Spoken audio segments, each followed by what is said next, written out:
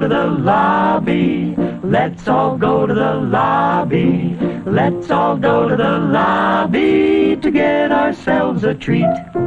Delicious things to eat.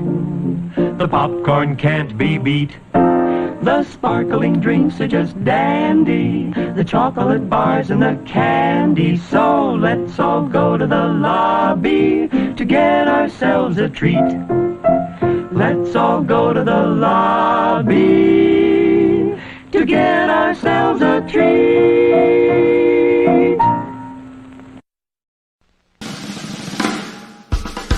Hi everyone, this is Ben coming to you live here at the Harvest Moon. As you can see, our weather right now is actually pretty fantastic, and should be a really nice night for driving movies.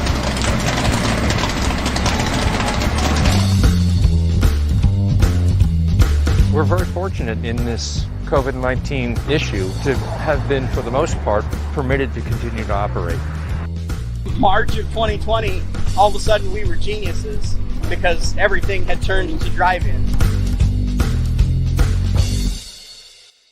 Now that everything's back open again, they're not here. Driving isn't the top of the choice anymore. We're just trying to keep heads above water and keep rolling right now. We don't have to wear face masks. We don't have to have 50% capacity. But then there's other problems. Usually we'd show double features. We're understaffed, so we can't do double features right now. And the supply chain challenges have been real. I've never seen anything like this. It could be the worst July attendance-wise on record. I thought it would really be fun to spend our retirement at a drive-in. I didn't realize that we would spend our retirements on a drive-in as well. But here we are. So. There is a train that goes by at 9:45 directly behind the screen too. I would suggest the management coordinate intermission with the trains. Drive-ins have had to completely reinvent themselves time after time, and I think we're going through a reinvention process now.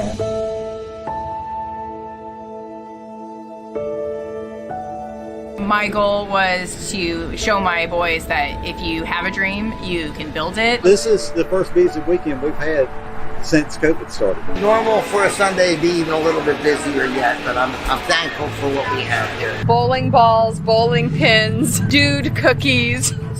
Beer garden is open. He's making white Russians. Awesome. It's just one of those things that makes you feel like you are actually doing something good in the community. It's 89.1 on the radio. We've had proposals out here, and it's really a lovely place. I'm at the love of my life here working at the drive-in. The money's not the best, but my job is the best. And once you're in here, a lot of the different things that are going on now, especially the negative or stressful things, don't exist once you're in here. We have no intention of going anywhere. We're going to stay right where we are. This is not the first tragedy that's ever happened, and it won't be the last. We've survived so many years where we shouldn't have continued on that we're pretty confident we'll see the sun rise again, and they'll be back to where we were.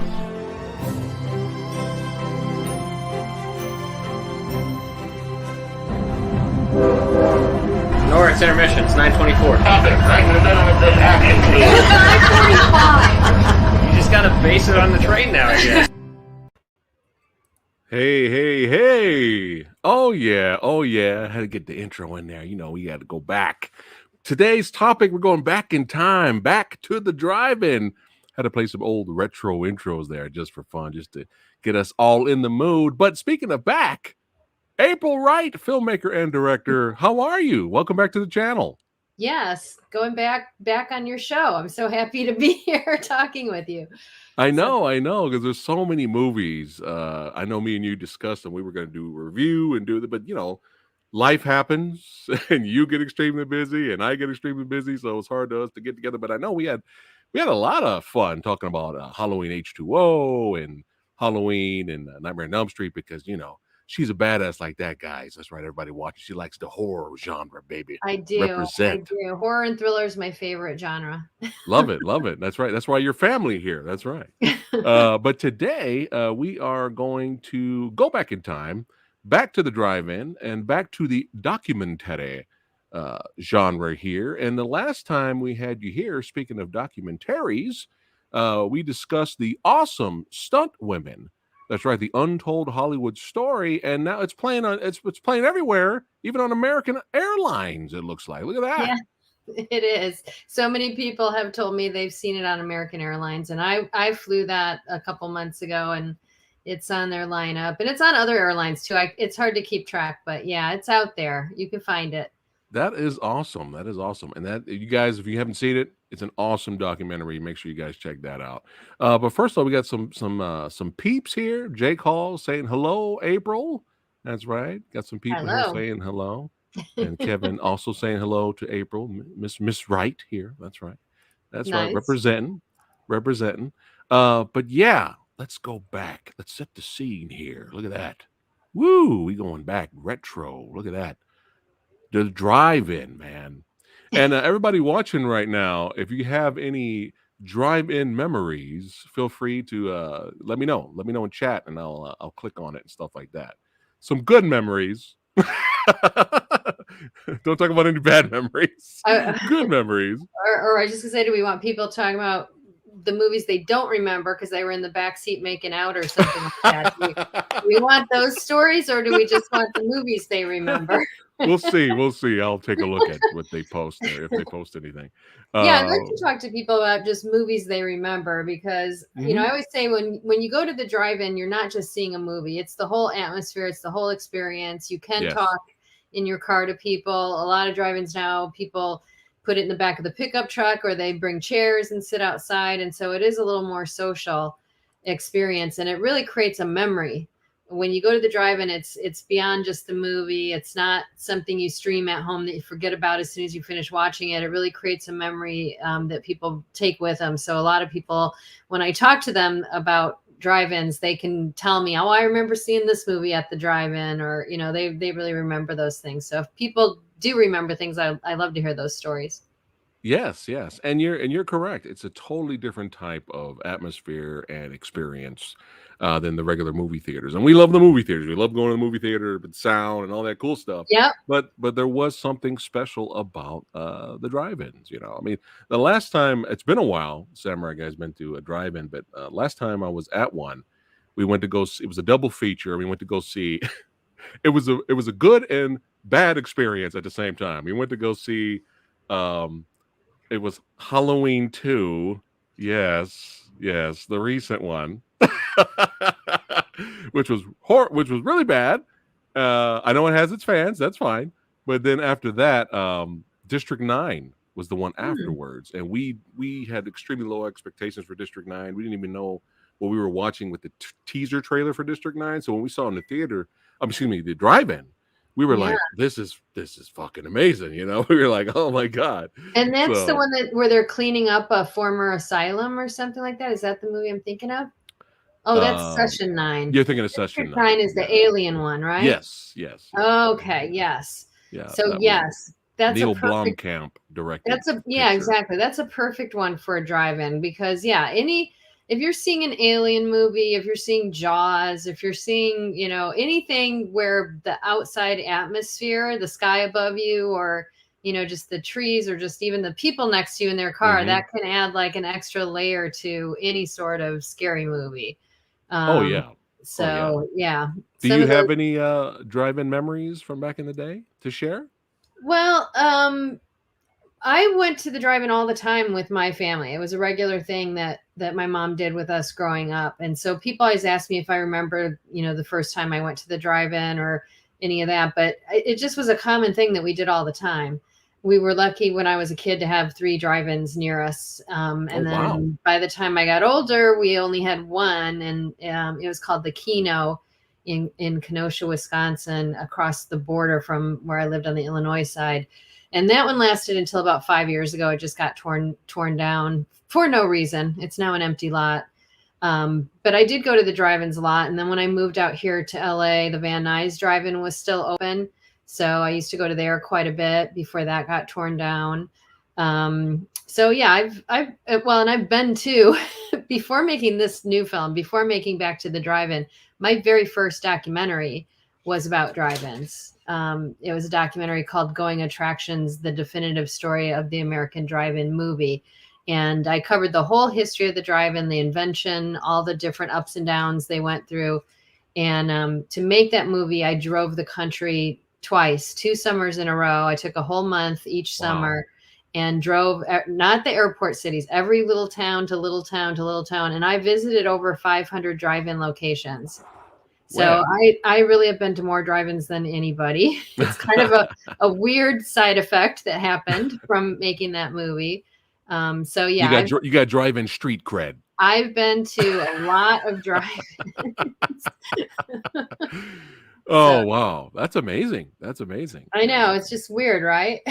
Yeah. Well, you're very thorough and very good at what you do and doing your research and all that. So, it shows here in the documentary, which we'll get into a little bit.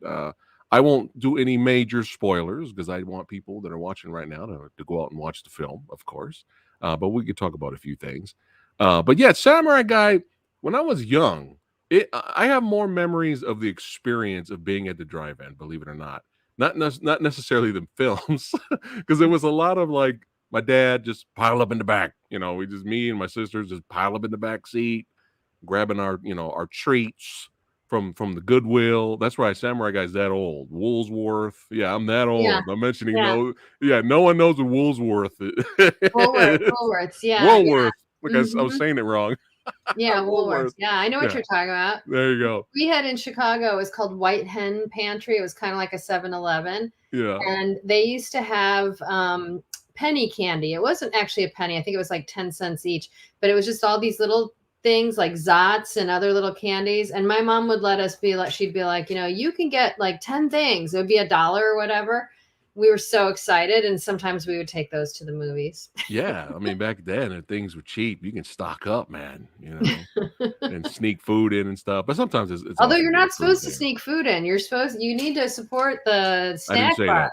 Yeah, we didn't say that. Don't listen to us. We did get stuff from the snack bar though, because we gotta get them nachos now. And the ice cream. You can't carry the ice cream. You gotta get your ice cream in the snack bar. But yeah, let's jump into this. I mean, again, congratulations on just the positive feedback from your documentary here. I mean, you have magazine articles, newspaper articles, letterbox reviews, showing at festivals. I mean, and this one right here, this one's huge. You got mentioned, and this is around Comic-Con. You got a shout out here from Chris Gore from Film Thread. That's huge. I like that guy, man. Yeah, he's awesome. Yeah, they did a review of the film. They gave it 7 out of 10. So all right, good review. Yeah. Yeah. Yep. We have some younglings in the audience here. They've never been to a drive-in. You're missing out. Kevin feels like he's missing out. You have to go try it. Yeah, at least once. Take your buds or your best gal. And go check it out. Yeah, it's just a whole different way to see a movie. It's a whole different experience. There were a couple of the drive-in fans that are in my movie. One of them was like, I already saw Top Gun IMAX. Now I'm going to go see Top Gun at the drive-in because that's going to be a different experience. It's just a different way to see a movie, to experience it. So yeah, I mean, if you have one near you, you owe it to yourself to go check it out because it's definitely a cool experience. Oh yeah, for sure. And I extremely enjoyed your documentary. Well, and just people who own drive-ins they're characters. They really are. They're family businesses, and they're just and people that really put their heart and their soul into what they do. And so it's just really interesting to see behind the curtain a little bit what they do to keep these places going. Yes, and you had a lot of interviews with all of them in your documentary, which was really entertaining and sometimes a little sad because like the trailer showed us, after the pandemic, everybody went back to doing their own thing and they didn't get that much business, but it was also encouraging as well watching them because they still were living their dream, working hard, no matter what, and we could admire that. You know what I mean? They're living their dream. Yeah, I think you totally got the film right there. You just said in a nutshell how it feels.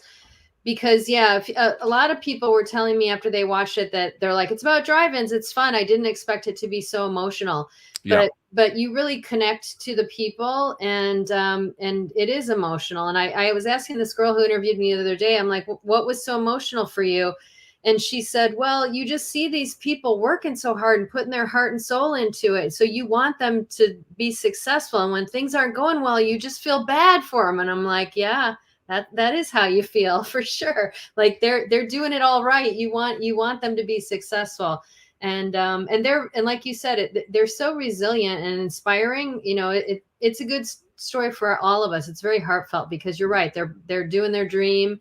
They're working hard and they're so passionate about it. And even when the odds are against them, they're so determined to make it work. You know, that you are rooting for them and you do care about that. So yeah, thank you.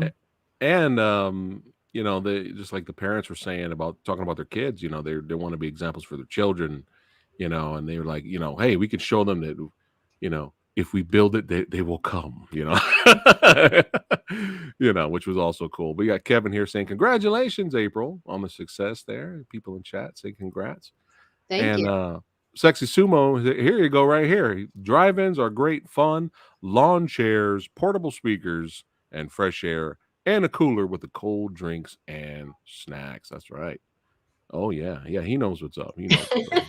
Oh, here we go. Can't forget weekend swap meets at the drive-ins too. Yeah. Yes, a lot of them have swap meets because they need something to do during the day to still generate money. So yeah, there's a lot of them, especially in California. A lot of them have swap meets. Definitely. But yeah, back to Chris Gore. I love his takes. Oh, wrong. I'll get to that poster. That's my screening I'm having on Wednesday in LA. But yeah, we'll talk about that. Yeah, let me get to that. Yeah, back to Chris here. Yeah. I really enjoy his takes on movies. He's very knowledgeable. I was thinking about reaching out to him one day in the future, see if he'd like to be a guest here on the channel. But that is really cool that he gave you that shout out for sure. But yeah, let's talk about this one. So what happened here? What's going on here? Well, the movie's only available in theaters, and I did that because it's about going to theaters, going to drive-ins, and I want people to go to theaters. So it will be available streaming, but not for another, few months. I don't even have the date yet. So sometime in the fall it will be streaming, but right now it's only in theaters. So I'm at theaters across the country, and I'm doing 2 screenings in the Los Angeles area. On Tuesday, tomorrow, I'm at the Laemmle Monica Film Center in Santa Monica at 7:30. And then on Wednesday, I'm at the Laemmle North Hollywood. And Charles Phoenix, some people know him. He loves retro stuff and Americana. And he knows a lot about Southern California area drive-ins, the ones that used to be here. So he's going to do the Q&A with me on Wednesday. But yeah, if you want to put up that other card, it's at all these other places. Yeah. So this is where it's playing right now. It was at the Music Box in Chicago, but they had their last screening yesterday. It was in Buffalo at the North Park. They had their last screening yesterday. So a couple just played it over the weekend. And then all of these are playing it this week. At the Silver Moon in Florida, it's a double feature with Bullet Train. So that's super fun. Awesome. I get to be a double feature with that. Couple drive-ins next weekend. I'm a double feature with Elvis, so that's awesome. Right. That's one benefit when you play at drive-ins, because they have double features that you get to play with cool films. Like my last drive-in documentary I was telling you about, I got to be a double feature with Smokey and the Bandit. That was awesome. I got to be a double feature with Jaws one time. Yeah. It's just like just seeing what they pair you with. They pair me with Grease a lot because Grease is kind of a drive-in movie. Yeah. But that's but perfect, it is. though. Yeah, exactly. But it's like that's another fun little side effect, is that sometimes I get to be a double feature with a really cool film. And yeah. Well, speaking of extremely cool double feature, check this out, guys. Your documentary was with Top Gun. What? Top Gun Maverick. That is awesome, son. One of the best films of the year. And your film was a double feature with this. That is, I know, isn't that crazy? It doesn't get any cooler than that, man. Yeah, me and Tom, we have a lot. Me and Tom have a lot in common. Yeah. Yeah. So I did to kick the film off. National Drive-In Day is on June 6th, which is the day the very first drive-in ever opened on June 6th, 1933. in Camden, New Jersey, the very first drive-in opened. And so a lot of people call that Drive-In Day, National Drive-In Day.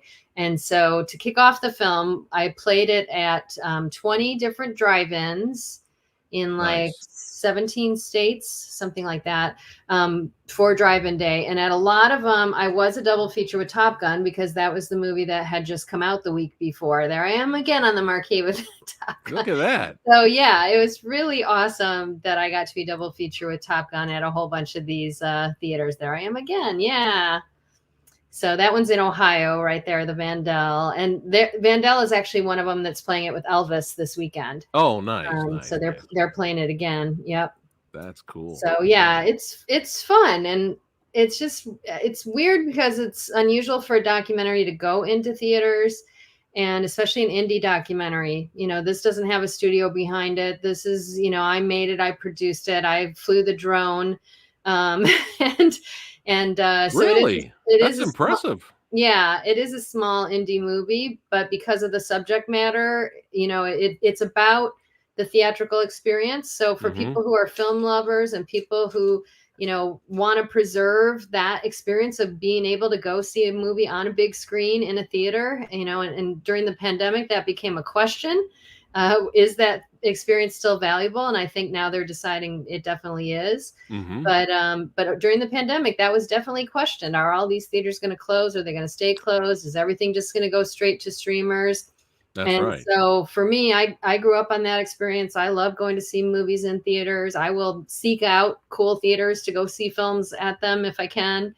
And so, yeah, I wanted this just to be in theaters for a little while to support and to try to bring attention back on the drive-ins. And that's from this past weekend. That's the North Park in Buffalo, New York. So there I am on the marquee there. And look at that cool marquee. That is amazing. And that poor neon is expensive to keep up. You can see it out on the ORT. Yeah. But that movie palaces like that one, I did visit that one. I made a documentary about movie palaces, and it played in that theater, and I got to see it in that theater. And they gave me a tour of the ticket booth and of the projection room, like everything in that theater. I got to really see all the behind the scenes. And that one's 100 years old in Buffalo, New York. And one of the drive-ins featured in the film, the Transit Drive-In, is also outside of Buffalo. So we did the screening up there last weekend. Yeah, but that's really cool. And yeah, I know, right? Hopefully it keeps getting shown everywhere because it's such a delight and just a wonderful trip down memory lane. Totally. Yeah, we're showing it a bunch of places all the way. I have it booked in different places through September, and we'll probably a few more drive-ins, I suspect, will start playing it before they close for the year, because a lot of them in colder weather. You know, they close up by October or so, but I think a few more will be playing it.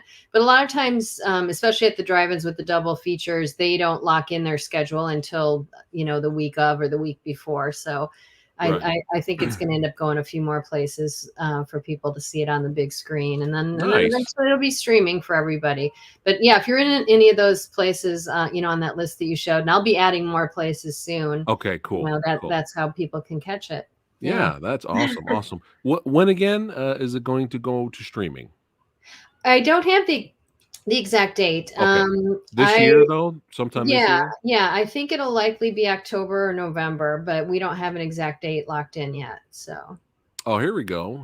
Well, that's awesome. Here we go. Sexy Sumo says the Grindhouse Releasing has events out here in California and other states that shows classic horror flicks at select drive-ins. They did one for Evil Dead in 2020. Look at that. That's awesome. Did you go see it? How was it? Which drive-in was that at? Yeah, let me know, Sumo, which one if you had a chance to go to that. Yeah, that's really cool. Yeah, man. Oh yeah. Well, since we're talking theaters and how you love to support not just the drive-ins, but yet you love to support physically going to the movie theater, I have a quick question for you. What do you think about the kind of the gimmick theaters that are out there? You have the 4DX where the seats move. Are you all for that, or you're like, no, I just want to sit down and you know? That is such an interesting question. I actually did some work for a little while at Real D that did all the 3D for movies over the last 5 years or so. And so I definitely was exposed to that whole side of the business. I kind of look at it. I mean, I do like to try that stuff, and it depends on the film for me. But it's kind of interesting when you look at the history of cinema, which I've studied a lot. Okay. So you figure when movies first came out, they were silent, they were black and white, and they were short. So at first, all the movies were, 15 minutes, and then they finally strung them together. They came up with feature length movies, but they were still silent, and they had the piano player or the organist at the theater. Yeah. And then eventually, this thing sound came along, and that was like the biggest novelty. Talkies. And the talkies, exactly. And that's when people started going, and what did they have to compete with it? They had radio at home, but if they went to the theater, they could see the picture too. And that was crazy because television didn't exist yet, right? So finally, television shows up kind of in the late 40s, early 50s. And early televisions were like, the size of your laptop screen. They were small, they were not big and they were black and white and the image wasn't good, but people could see something at home. And as that got better, and all TVs were black and white too. People don't realize we didn't start getting color TVs at home until like the 70s. Then you start getting color TVs. Crazy, right? And so if those things didn't happen, maybe the movies would or wouldn't have evolved, because you start to have things like widescreen movie formats. Right. Like, Cinerama was the thing that really broke that. And then that turned into the standard format for theaters, widescreen.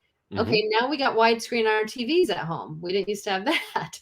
Right. And then they start having Technicolor and surround sound. So each time there's sort of like something more you have at home, then they try to come up with something more you don't have at home. There you go. So when you're looking at the whole history of cinema, like, they tried making 3D TVs for us at home. There were a few of them for sale a few years ago, but 3D is something that is better in the theater.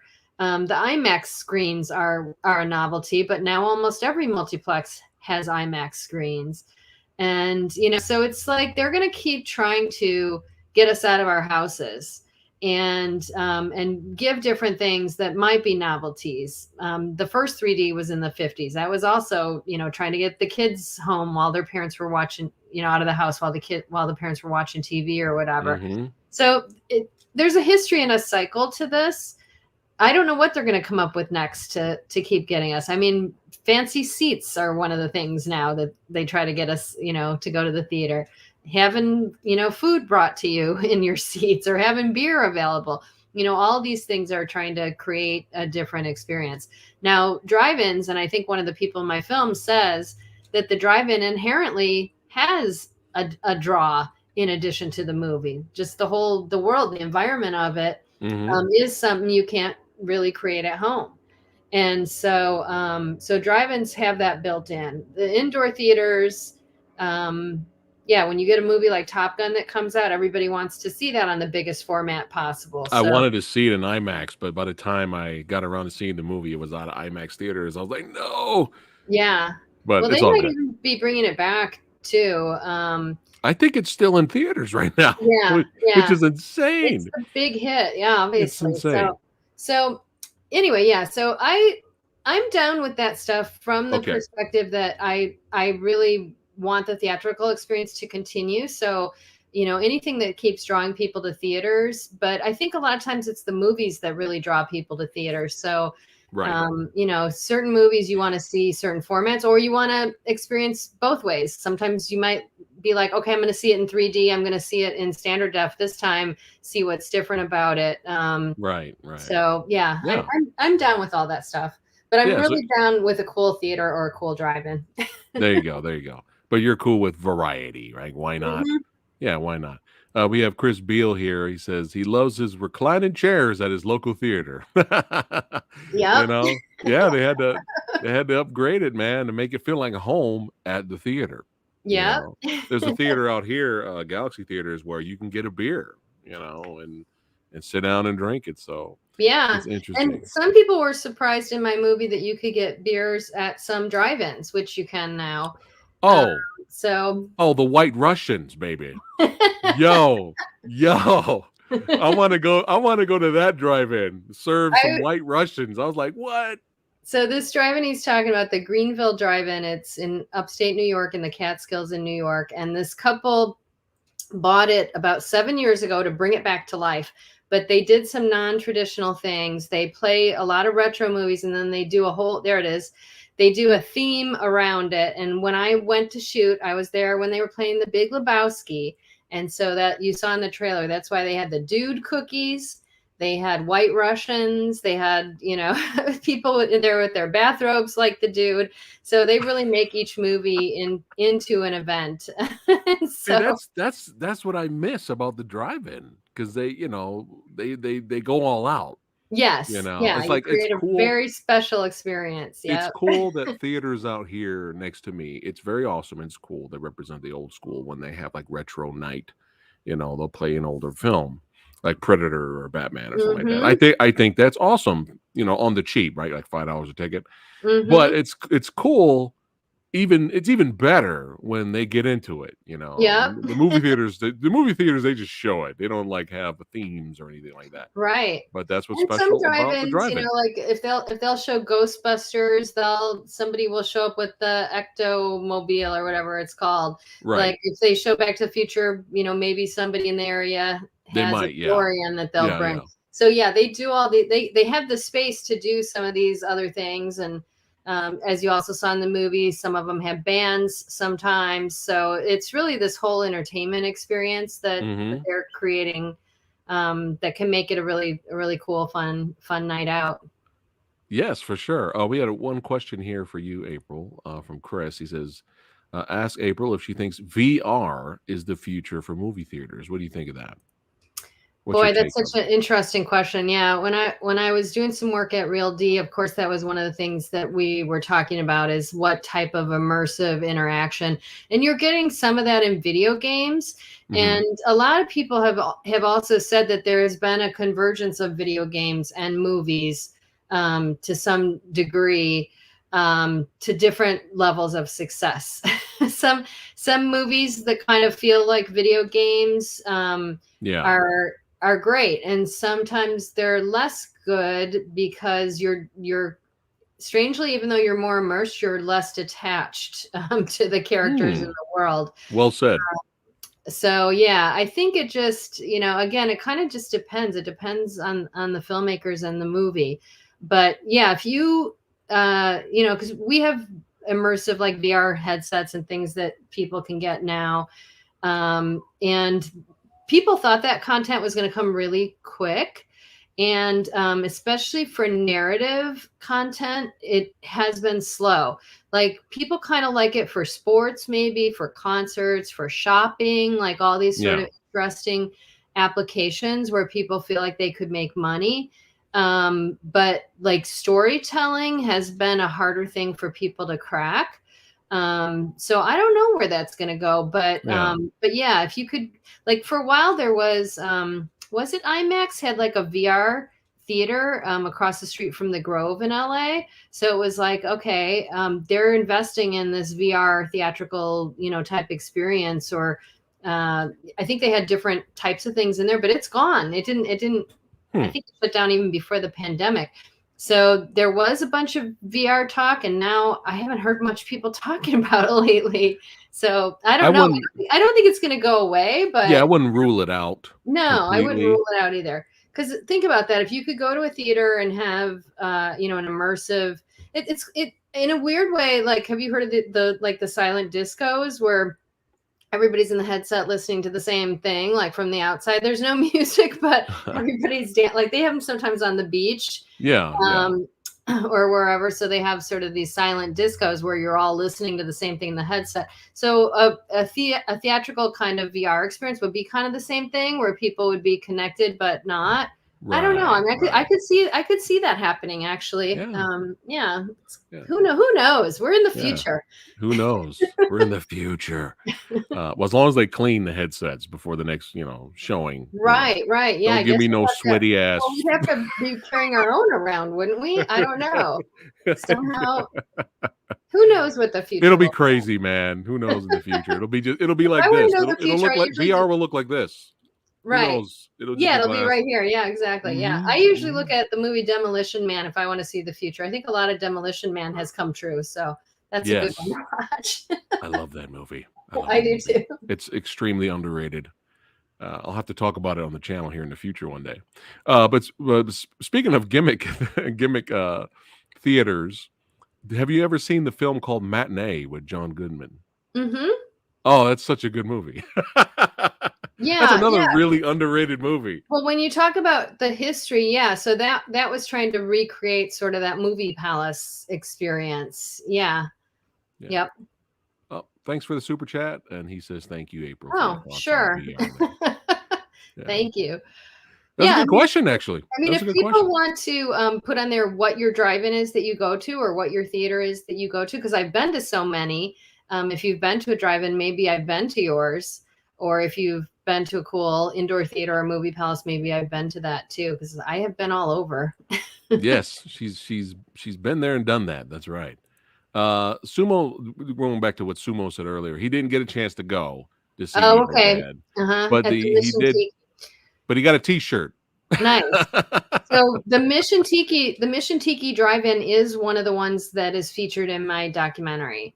So I went across the country last summer when I shot this film. I drove from LA out to Texas, up to Nebraska, and then through Ohio, Illinois, upstate New York, Cape Cod, Baltimore, and then I came back.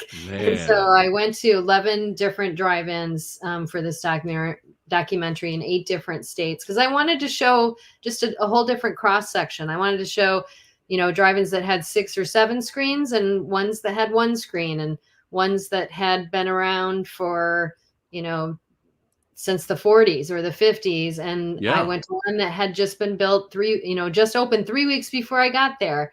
And, Wow. I just tried to show just different types of owners and different parts of the country and, different, been around short time, long time, all the different types of drive-ins. And the interesting thing was the stories were all quite similar. I thought they would be different, depending on the size or where they're located or whatever. But as soon as I went to 3 or 4 of them, I was just like, wow, you guys are all experiencing the same troubles, the same stuff. It doesn't matter where you are. Yeah. And that was interesting. Yeah. So everybody's in it together. Yep. And I'm happy they're out there fighting a good fight, because it is an experience for sure. But yeah, speaking of fighting a good fight, I enjoyed there's one couple, there's a gentleman who basically is like, you know what, fuck it, I'm gonna just do it in my backyard. Yeah. I was like, holy shit, that's dedication, man. I love that. He's like, no, we're gonna do it in the backyard and make it happen. Yeah. So that couple, they both went to the drive-in, like when they were growing up in that area. They're in Ohio, and all their drive-ins got torn down around the area. And they had a cornfield. They live very rural. and they literally built a drive-in in their backyard. And they call it the Field of Dreams Drive-In because they love that movie. And it is what you said. If you build it, they will come, and that's what they did. And it was so popular that they added a second screen. Yeah. And just people forget how huge some of these drive-ins are. I mean, this is nothing. I'm gonna have another photo I'm gonna show. Yeah. But this is like huge. Like, they even have a walkway in the middle for people to go, patrons can go get some snacks. Yep. But people forget how huge drive-ins are. They are, yeah. And that's one thing I like. Like I was telling somebody on another interview recently that when you go to a drive-in, there, especially, go back a step. Like during the pandemic, there were a lot of pop-up drive-ins, and if all your drive-ins are gone and that's what you have, then that's great. But that's sort of like a light version of a drive-in because you're still in a parking lot, blah, blah. When you go to an actual drive-in like you just saw there, and especially with the aerial and the drone shots, I could see the point of view to really see all the design that goes into it, that there's these ramps and these rows, and it really is designed as a theater. And there's a long entryway road to get in because everybody's trying to get into the show at the same time. So you can't back up the freeway out there. You got to have like a side entry road. And so there's a lot of care into the design and into the snack bars too, because the same thing, they got to run a bunch of people through at the same time before the show and during the intermission. It's a rush.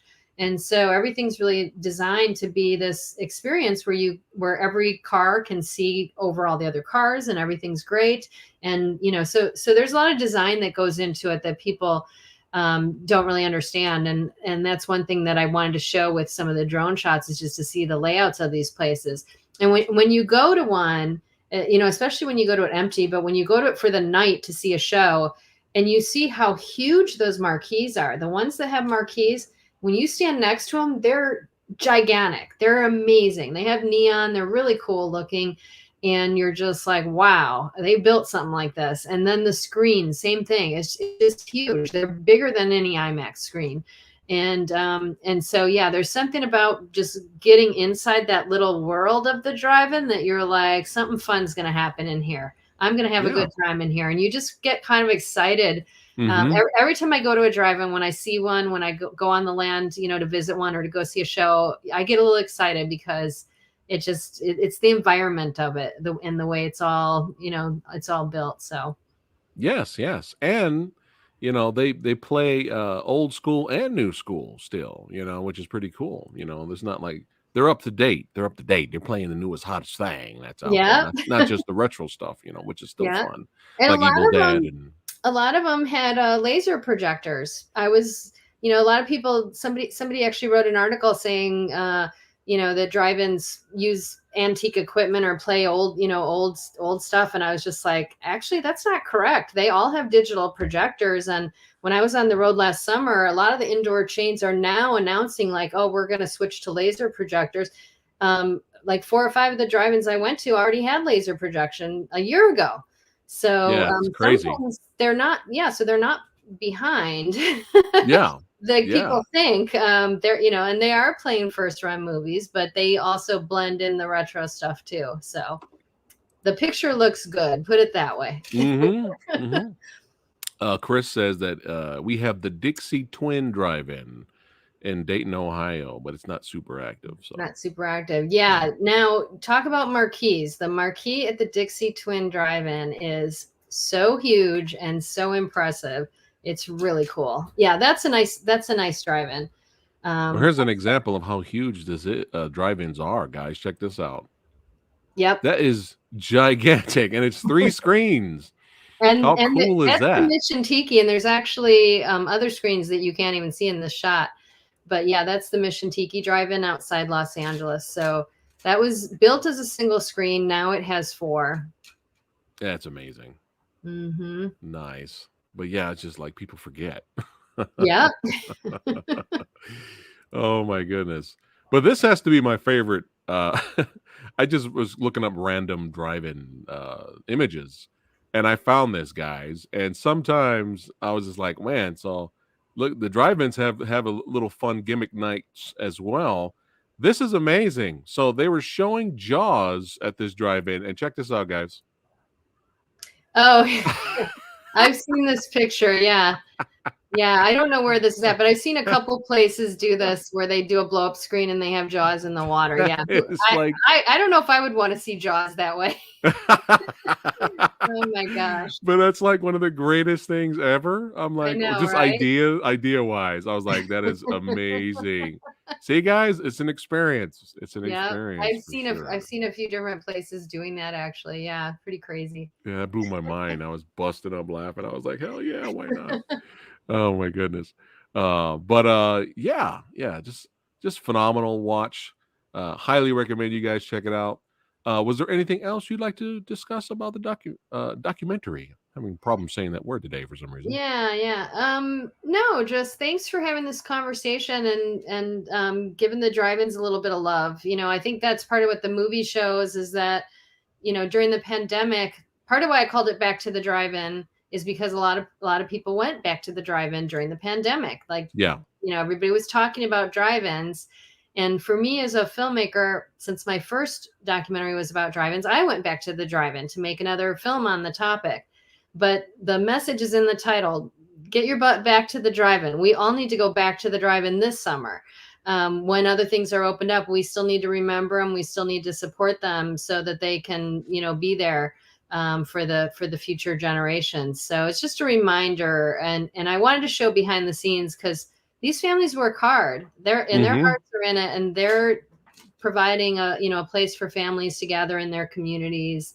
And, they get there early in the afternoon. They do a lot of preparation. They, do all this stuff to get ready. They're there until 2 or 3 in the morning, putting in all those hours. And it's just a lot of stuff we don't think about. So I just wanted to pull back the curtain a little bit, give these drive-ins a little bit of appreciation for what these owners are doing, because they're family businesses. So yeah, we always talk about the big corporations versus supporting the little guy. Well, these are some of the little guys that you need to support for sure.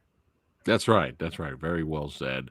And you succeeded, April. You succeeded because this film brought back a lot of memories from Samurai Guy, and I will be supporting my local drive-in as well as you guys. Support it. That's right. This summer, I'm going. You're making me. As soon as I was done watching the film, I'm like, I need to go. Let's go. That's what everybody keeps telling me too. They're like, I want a dude cookie, and I need to go to my drive-in. White Russian. Get that white Russian. That's right. Yep. But yeah, me and Lady Fatblood, we got to go. We got to go this year for sure. Well, this was an honor again, always having you here, April. You are awesome.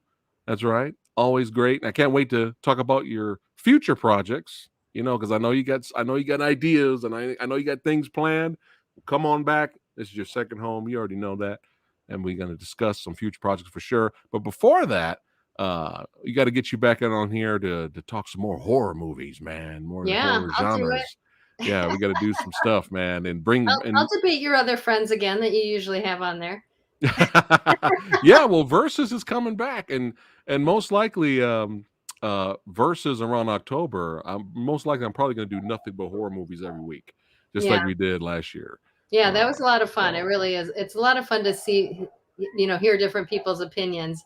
Yeah. Everybody, we all crack up and we're all shocked and stunned, but it's always fun. Yeah, it is. It's a good time, especially when somebody disses a movie you love. You're like, what? What are you talking about? How can you feel that way? So, yeah, it is. It's a good time.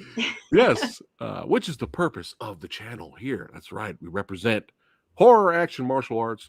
And it's all about fun. That's right. Even if we agree to disagree, it's always about having a good time. And horror movies are great at the drive-in. That's right. That's right. So go to the goddamn drive-in. That's right. And the drive-in, around October, they're going to be playing them horror movies. So it's going to be a blast. It's going to be fun. So, all right, guys. Thanks again for watching. Be alert. That's right. Keep your eye out there for when this wonderful film comes to streaming. That's right. If you can't catch it at your local theater, then make sure you guys show support. Watch it on streaming. Keep watching movies, even at the drive-in. All right, guys. Take care. April, don't go anywhere. We'll see you guys on the next one. Take care, guys.